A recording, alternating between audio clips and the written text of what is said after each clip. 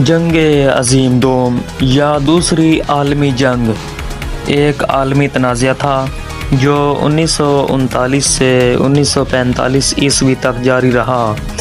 दुनिया के ममालिक की अक्सरियत बशमूल तमाम अजीम ताकतें दो मुखालिफ फ़ौजी इत्तेहाद के हिस्से के तौर पर लड़े। इत्तेहादी और महवरी बहुत से शरीक ममालिक ने इस पूरी जंग में तमाम दस्तयाब इक़्तिसादी, सनती और साइंसी सलाहियतों को सरमायाकारी करके शहरी और फ़ौजी वसाइल के दरमियान फ़र्क को कम कर दिया। हवाई जहाज़ों ने एक अहम किरदार अदा किया जिसने आबादी के मराकज़ पर स्ट्रेटजिक बमबारी और जंग में इस्तेमाल हुए सिर्फ दो जोहरी हथियारों की तरसील को काबिल बनाया।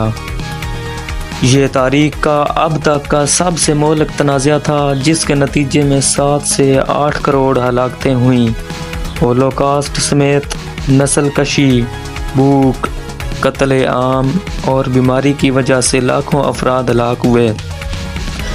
महवर की शिकस्त के नतीजे में जर्मनी, ऑस्ट्रिया और जापान पर कब्ज़ा कर लिया गया और जर्मन और जापानी रहनुमाओं के खिलाफ जंगी जुराइम के मुकदमे चलाए गए।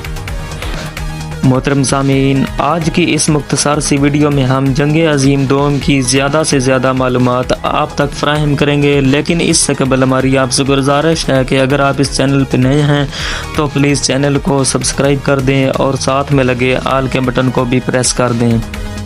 मोहतरम सामीन, जंग अजीम दोम का बीज उसी वक्त बो दिया गया था जब मुआहदा और रसाई पर दस्तखत हुए थे, लेकिन उसका बाकायदा आगाज़ 1 सितंबर 1939 ईस्वी को पोलैंड पर जर्मन हमले और उसके 2 दिन बाद 3 सितंबर 1939 को बरतानिया और फ्रांस के जर्मनी के खिलाफ ऐलान जंग के साथ हुआ। 1918 ईस्वी से 1939 ईस्वी तक की यूरोपियन तारीख पर नज़र डाली जाए तो मालूम होता है कि बरतानिया उसका ख्वाह था कि हिटलर ज़्यादा से ज़्यादा ताकत पकड़ जाए। इस गरज से उसने चेकोस्लोवाकिया के हिस्से अलहदा किए और फिर पूरे चेकोस्लोवाकिया पर जर्मनियों का कब्ज़ा होने पर भी बरतानिया खामोश रहा कि हिटलर की हुकूमत मजबूत हो जाए ताकि वो रूस पर हमला करे।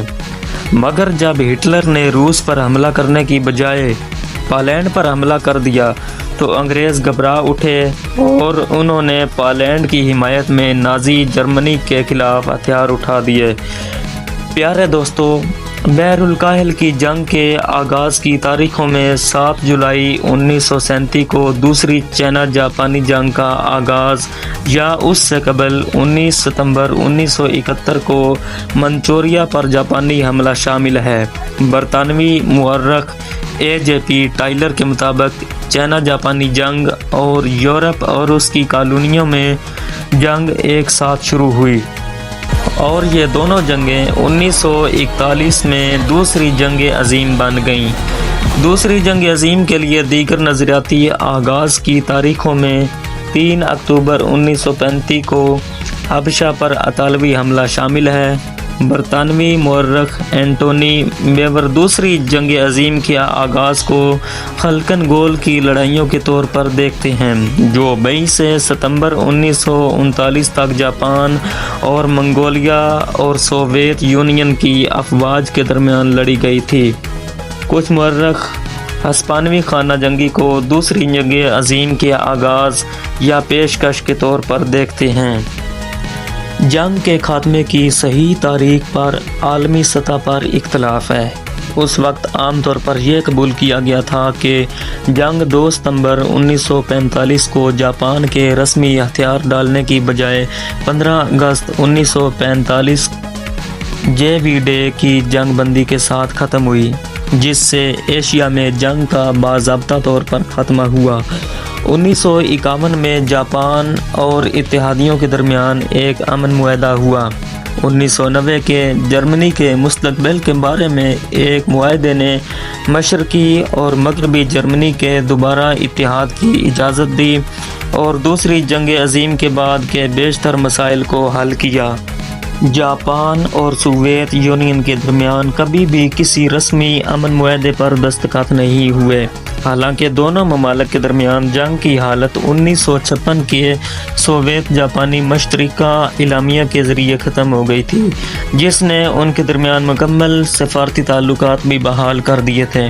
اس جنگ کی وجہ سے جہاں کروڑوں انسانوں کو نقصان ہوا، وہاں خوش قسمتی سے ہندوستان کے لوگوں کو فائدہ ہوا، آزادی بھی ملی، کیونکہ برطانیہ کی معیشت اس جنگ کی وجہ سے کافی کمزور ہو گئی تھی اور وہ جنوبی ایشیا کے کروڑوں لوگوں جو پہلے ہی بکھری ہوئی تھی کو سنبھال نہیں سکتا تھا، اور اس جنگ کی وجہ سے بھارت اور پاکستان کی آزادی کی راہ ہموار ہوئی۔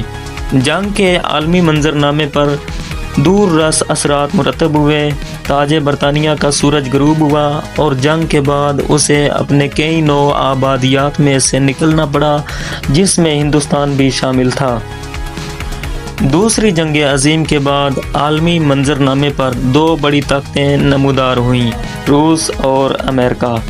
ان دو بڑی طاقتوں کے درمیان میں سرد جنگ کا آغاز ہوا، جس کی وجہ سے کئی چھوٹی جنگیں لڑی گئیں۔ جدید جمہوری ریاستیں اور کمیونسٹ ریاستیں اس جنگ کے بعد ایک دوسرے کے خلاف برسر پیکار ہو گئیں۔ اس جنگ میں 61 ملکوں نے حصہ لیا۔ ان کی مجموعی آبادی دنیا کے آبادی کا 80% تھی اور جوجوش کی تعداد 1 ارب سے زائد تھی۔ تقریباً 40 ملکوں کی سرزمین جنگ سے متاثر ہوئی۔ سب سے زیادہ نقصان روس کا ہوا۔ تقریباً 2 کروڑ روسی مارے گئے اور اس سے اور کہیں زیادہ زخمی ہوئے۔ روس کے ان گنت شہر اور قصبے، 70,000 گاؤں اور 32,000 کارخانے تباہ ہوئے۔ تقریباً 65 لاکھ جرمن موت کے گھاٹ اترے اور 16 لاکھ کے قریب اٹلی اور جرمنی کے دوسرے حلیف ملکوں کے افراد مرے۔ جاپان کے 19 لاکھ آدمی مارے گئے۔ جنگ کا سب سے ظالمانہ پہلو ہیروشیما اور ناگاساکی پر امریکہ کا ایٹمی حملہ تھا۔